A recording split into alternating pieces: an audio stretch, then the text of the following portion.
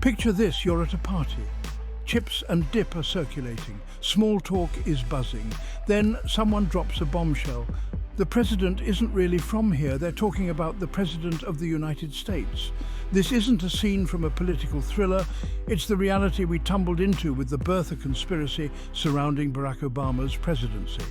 The birther movement claimed Obama wasn't born in the US, making him ineligible for the presidency. This is the story of how a birth certificate became a symbol of division. The birther conspiracy theory emerged from the depths of the internet, whispered in chain emails and blog posts. It claimed Obama wasn't born in Hawaii, but in Kenya. This would disqualify him from the presidency. The rumor mill started even before his 2008 candidacy. Fueled by anti-Obama sentiment, it spread through conservative circles, finding fertile ground among skeptics. The internet amplified the birther movement. Websites dedicated to exposing Obama's origins popped up with grainy images and dubious legal analysis. Fact-checkers debunked the claims, but denials emboldened believers. As Obama's popularity surged, so did the birther movement. What began online spilled into mainstream media, with cable news channels giving airtime to conspiracy theorists. The stage was set for a national debate on Obama's legitimacy and American democracy.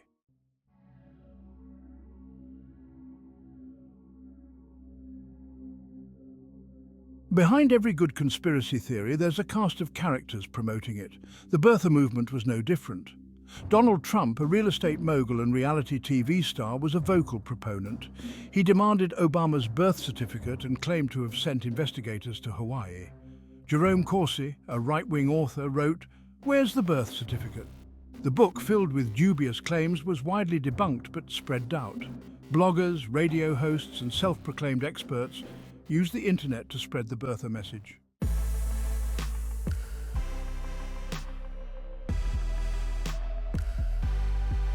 Remember those long-lost relatives you only hear from when they need money? The birther conspiracy was like that for Obama's birth certificate. Suddenly, this mundane document, usually gathering dust in a file somewhere, became the center of a national obsession. In 2008, as Obama's presidential campaign gained momentum, the whispers about his birthplace grew louder. Skeptics demanded proof, convinced that this piece of paper held the key to unraveling a grand conspiracy. Little did they know they were about to make this birth certificate more famous than Elvis's gold records. The Obama campaign, initially dismissive of the claims, eventually released a digital copy of the birth certificate. This, they hoped, would silence the doubters and allow the focus to return to the actual issues of the election. But like a stubborn stain, the birther theory refused to fade away. Instead, the release of the birth certificate had the opposite effect. It only fueled the conspiracy theorists who claimed that the document was a forgery, a cleverly crafted fake designed to deceive the American public. They scrutinized every detail, from the font size to the paper texture, desperate to find evidence to support their claims.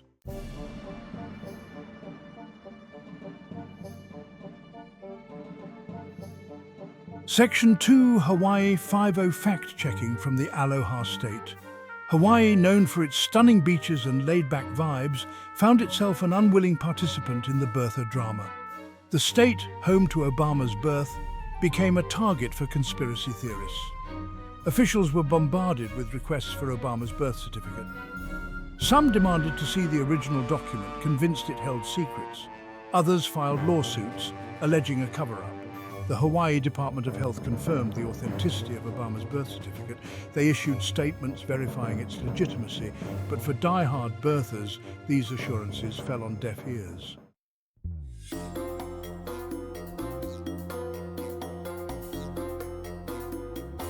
Section 3, Conspiracy Theories, the gift that keeps on giving, headaches mostly. Conspiracy theories, like that weird smell in your grandma's attic, are persistent and tough to get rid of. The birther movement, fueled by a potent cocktail of misinformation, distrust, and partisan politics, proved particularly resilient to facts and reason. Despite overwhelming evidence to the contrary, birthers clung to their belief that Obama was not a natural-born US citizen. They saw conspiracies everywhere, convinced that shadowy forces were working behind the scenes to maintain the illusion of Obama's legitimacy. The internet, with its echo chambers and lack of gatekeepers, became the perfect breeding ground for birther theories to flourish. Websites and forums dedicated to exposing the truth popped up like mushrooms after a rainstorm, each more outlandish than the last. The birther movement even had its own cast of experts, self-proclaimed investigators, lawyers and forensic analysts who claimed to have uncovered irrefutable proof of Obama's ineligibility. These individuals, often lacking any real credentials or expertise, held conferences, gave interviews and wrote books, all promoting their dubious findings.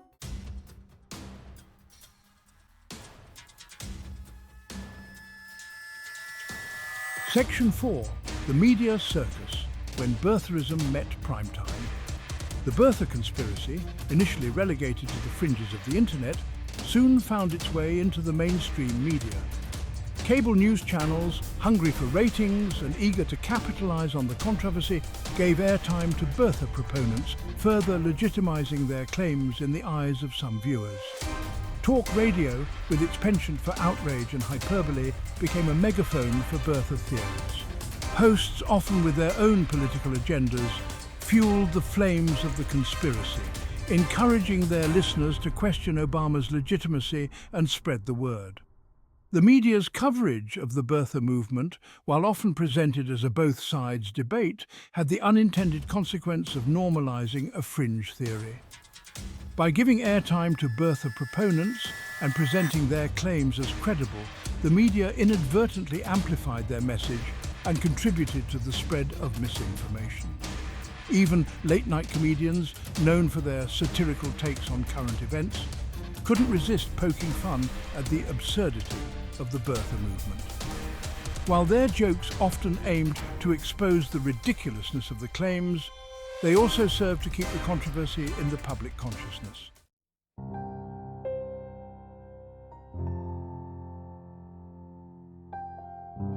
Section 5. The Price of Doubt, Sowing Seeds of Distrust in a Divided Nation. The birther controversy, while seemingly focused on a single document, had far-reaching implications. It tapped into existing anxieties about race, identity, and the changing demographics of America, further dividing an already polarized nation. For some Americans, the birther movement confirmed their deeply held suspicions about Obama. They saw him as an outsider, a foreign-born interloper who had somehow managed to usurp the highest office in the land. The fact that Obama was the first African-American president only served to heighten these fears and prejudices.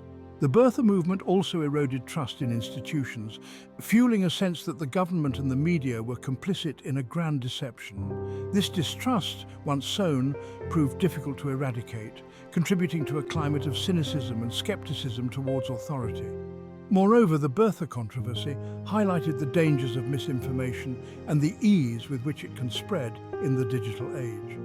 Social media platforms, with their algorithms designed to promote engagement, often amplified the reach of conspiracy theories, exposing more people to false and misleading information.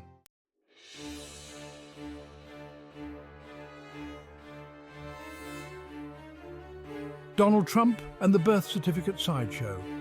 Imagine a carnival barker, hair perfectly coiffed, standing on a soapbox, yelling about a president who might be an imposter.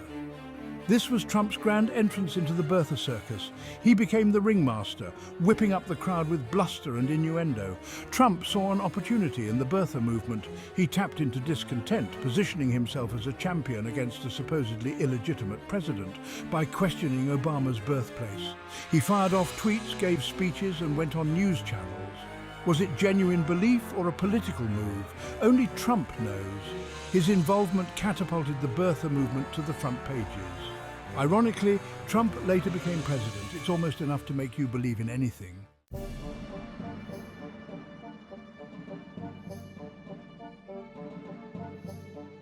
Section 2. The authorpreneur, Jerome Corsi, and the business of birtherism. Every good conspiracy theory needs a book deal. Enter Jerome Corsi, a man with a knack for conspiracies. Corsi saw a golden opportunity in the birther movement. He penned Where's the Birth Certificate?, a bestseller among birthers. Corsi alleged Obama was born in Kenya, not Hawaii. He cited anonymous sources and dubious documents. The book was debunked but became a birther Bible. Corsi wrote more books, cementing his reputation. Conspiracy theories can be lucrative businesses. Authors, publishers and media profit from misinformation. It's crucial to separate fact from fiction. Section 3. The blogosphere buzz, amplifying whispers into a roar. In the early days of the internet, anyone could set up a website and share their thoughts with the world. This digital frontier became the perfect breeding ground for the birther movement. Blogs dedicated to exposing the truth about Obama's birthplace popped up like dandelions in spring. They were filled with grainy images, dubious legal analyses, and anonymous tips. These blogs became echo chambers where conspiracy theories were amplified. The comment sections were filled with vitriol, hate speech, and wild accusations. Few mechanisms existed to fact-check or debunk these claims. The blogosphere played a crucial role in spreading the birther conspiracy from the fringes to the mainstream.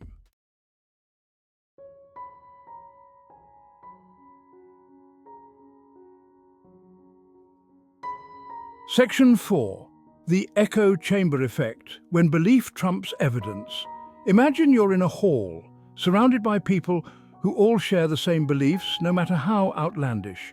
This is the echo chamber effect, a powerful force in the realm of conspiracy theories.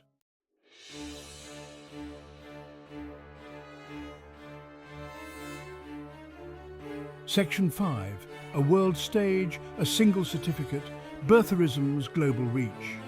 You might think a controversy about a US president's birth certificate would stay in the US. But birtherism went global, spreading to countries with their own histories of political conspiracies.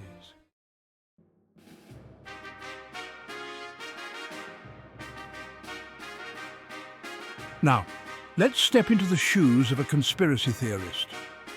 Imagine you're convinced Obama's birth certificate is fake, pointing to inconsistencies and hiring a forensic document examiner. But none of these claims hold water under scrutiny. They rely on speculation and falsehoods.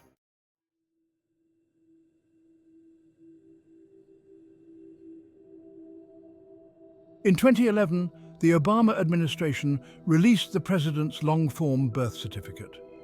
This document provided irrefutable evidence of Obama's birth in Honolulu, Hawaii. Despite this, the birther movement dismissed it as a forgery, doubling down on their claims.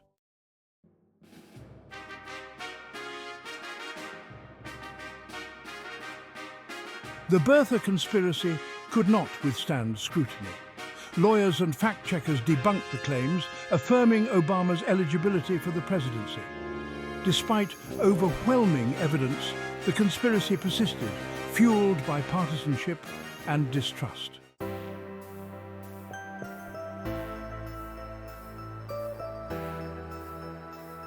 Section 4. Occam's razor and the birth certificate. Sometimes the simplest explanation is the truth. The simplest explanation is that Obama was born in Hawaii, as his birth certificate states.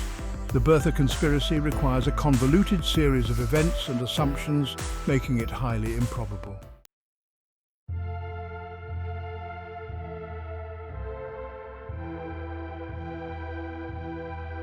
Section 5. The enduring legacy, when belief outlasts evidence.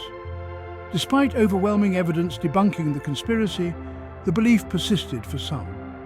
The birther movement highlighted the challenges of combating misinformation in the age of social media.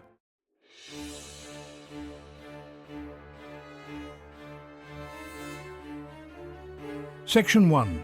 The presidency under siege, navigating a minefield of mistrust. From day one, Obama's legitimacy was under attack, undermining his every move. The birther movement created a climate of suspicion and distrust, making it difficult for Obama to govern effectively.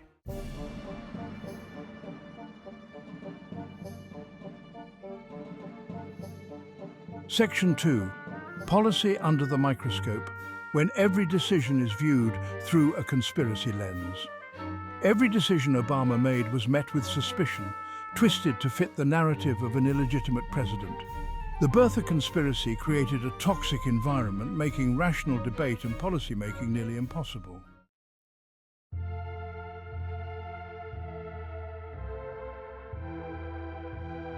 Section 3. The erosion of public trust, birtherism's ripple effect on American politics. The birther conspiracy chipped away at public trust in American institutions. It normalized a culture of suspicion and distrust, making it harder to have honest conversations about important issues.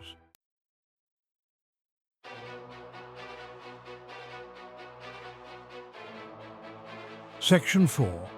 Race and the Oval Office. An inescapable shadow hanging over the first black presidency. The birther movement's insistence that Obama was not born in the US tapped into a long history of questioning the citizenship of black Americans. It provided a veneer of respectability for expressing racist sentiments, painting Obama as a foreigner.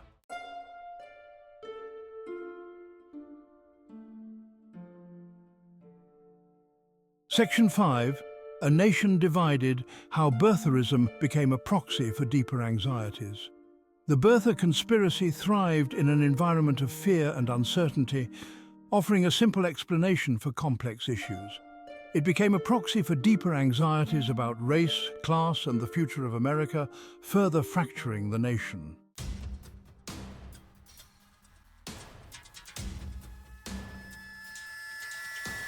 Section 1. The truth will set you free, but first, it might make you mad. So, what did we learn from this whole birther saga? Besides the fact that some people will believe just about anything if you say it on the internet enough times, well, it turns out questioning a president's birthplace isn't just some harmless political parlor game, it has real-world consequences. The birther conspiracy, for all its absurdity, chipped away at the very foundation of American democracy. It normalized distrust in institutions, fueled racial tensions, and poisoned the well of public discourse. It showed how easily misinformation can spread, especially in an age of social media echo chambers and partisan news bubbles. And here's the kicker.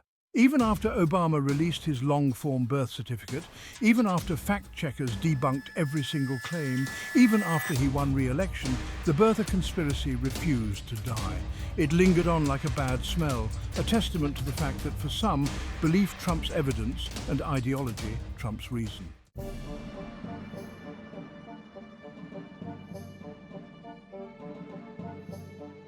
Section 2, Birtherism 2.0, the sequel nobody asked for, but we all got anyway. If you thought the birther conspiracy died down after Obama left office, well, bless your heart, it turns out questioning the legitimacy of presidents is like a bad case of the hiccups. It keeps coming back, no matter how hard you try to hold your breath. Fast forward to the Trump presidency, and suddenly the birther playbook was back in vogue. Trump himself, the one-time ringmaster of the Obama birther circus, found himself on the receiving end of similar accusations, with some questioning his mental fitness for office, his financial dealings, even his ties to foreign governments. And just like that, the cycle began anew. Conspiracy theories flourished, fueled by partisan animosity and a steady diet of misinformation. Facts were twisted, evidence was cherry-picked, and anyone who dared to question the narrative was branded an enemy of the people. The birther conspiracy wasn't just about Obama, it was about a deeper erosion of trust, a willingness to believe the worst about our political opponents, no matter how outlandish the accusation. It's a dangerous game, one that threatens to undermine our democracy and leave us vulnerable to manipulation and division.